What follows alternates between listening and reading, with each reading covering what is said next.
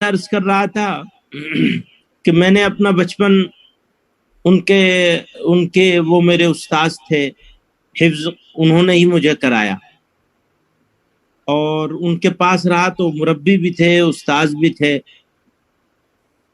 تو بچپن میں نے دو چیزیں ان کی دیکھی۔ ایک تو یہ کہ وہ شب بیدار آدمی تھے، جلدی سو جاتے تھے اور 2 گھنٹے 3 گھنٹے کے بعد اٹھ جاتے تھے۔ ہم لوگ سو رہے ہوتے تھے تو کبھی وضو کرنے کے لیے دیکھ رہے ہیں کہ وضو کر رہے ہیں، کبھی قرآن پڑھ رہے ہیں، کبھی مطالعہ کر رہے ہیں، اور 1 آدھ گھنٹہ وہ سب کام کیا، پھر سو گئے، لیٹ گئے، تھوڑی دیر 1 ڈیڑھ گھنٹہ آرام کیا، پھر اٹھ گئے۔ تو رات کو وہ مختلف ٹکڑوں میں بانٹ دیتے تھے، لیکن صبح تک ایسے ہی ہوتا تھا کہ کچھ دیر آرام کریں گے، پھر اٹھیں گے، پھر کچھ کام کریں گے، تھک جائیں گے، پھر سو جائیں گے۔ ایک تو یہ خصوصیت تھی۔ دوسرے نہایت اعلیٰ درجے کے مہمان نواز تھے۔ تیسرا وہ زمانہ ہمارا جو ابھی حضرت رحمت اللہ علیہ کے وصال کے بعد اختلاف کے زمانے میں جو حضرت مولانا ارشد مدنی صاحب دامت برکاتہم جمیعۃ علماء کے صدر ہوتے تھے، اس زمانے میں بھی میں نے ان کو دیکھا قریب سے، اور پھر جب وہ جمیعۃ علماء کے صدر یہ بن گئے تو بہت قریب سے ساتھ رہا، بہت گفتگو، بہت بحث، بہت ساری چیزوں میں زیادہ بحث بھی ہوئی، اور کبھی انہوں نے بحث میں یہ تأثر نہیں ہونے دیا کہ وہ ہمارے استاذ بھی ہیں، بلکہ یہ کہ جب جماعتی معاملے میں، ملی معاملے میں بحث ہو رہی ہوتی تھی تو ہمیں ہر طرح کی بات کرنے کی ہمیشہ آزادی رہی۔ آج مجھے یہ کہنے میں کوئی ذرہ برابر مبالغہ نہیں ہے اس بات میں کہ ان کے قریب سے حب جاہ یا حب مال، یہ دو چیزیں ایسی ہیں جو دیمک کی طرح علم کو کھا جاتی، حب جاہ اور حب مال۔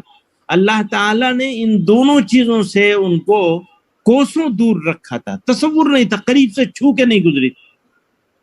وہ ایک مالدار خاندان کے، زمیندار رئیس خاندان کی اولاد تھے، لیکن اگر آپ ان کا کمرہ، ان کا گھر دیکھیں جو دارالعلوم سے ملا ہوا ہے ان کو، جس میں انہوں نے زندگی گزاری، وہ اتنا سادہ ہے جس میں ضروریات کی جتنی چیز ہونی چاہیے اس سے بھی کم ہے، بلکہ کتابیں زیادہ ہیں۔ تو سادگی، سخاوت، مہمان نوازی، تواضع، للہیت، اور ہر چیز کو اللہ کے حوالے کر دینا، جو بزرگوں کی صفات لکھی ہے اللہ کے ولیوں کی، وہ سب ان میں موجود تھے۔ نہایت تقوی والے پاک دامن انسان۔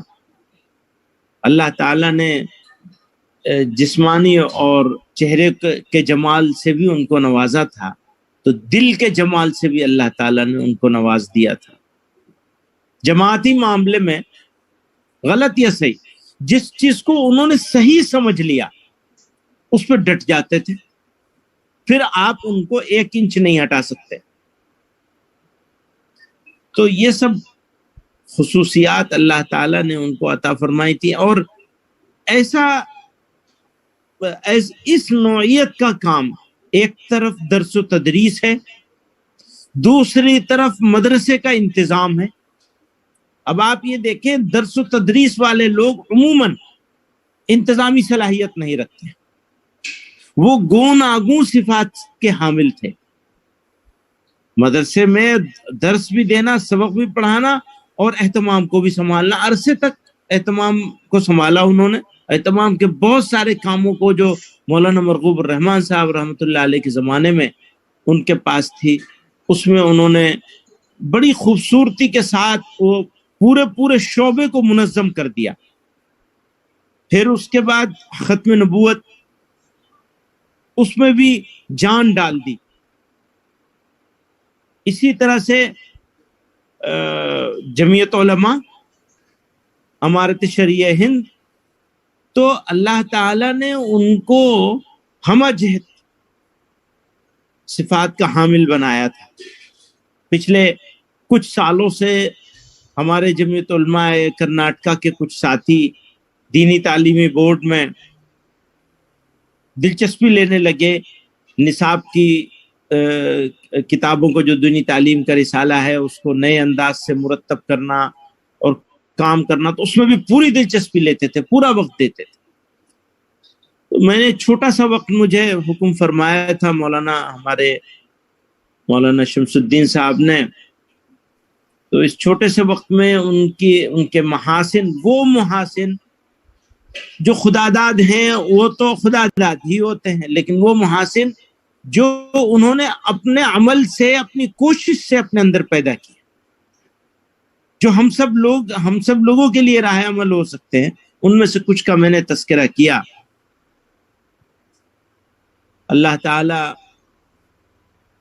ہمیں، آپ کو، سب لوگوں کو ان کا نعم البدل عطا فرمائے اور ان کی بال بال مغفرت فرمائے، اعلیٰ درجات سے نوازے، اور ہم سب لوگوں کو ان کے راستے پر، ان کے طریقے پر بے نیاز ہو کر کے چلنے کی توفیق عطا فرمائے۔ جس طرح انہوں نے بے نیازی کی زندگی گزاری، ہمیں بھی ایسی زندگی عطا فرمائے، اور جماعت کی، ملت کی زندگی میں جمعیت علماء کو کارآمد جماعت بنائے، بزرگوں کے راستے پہ چلائے۔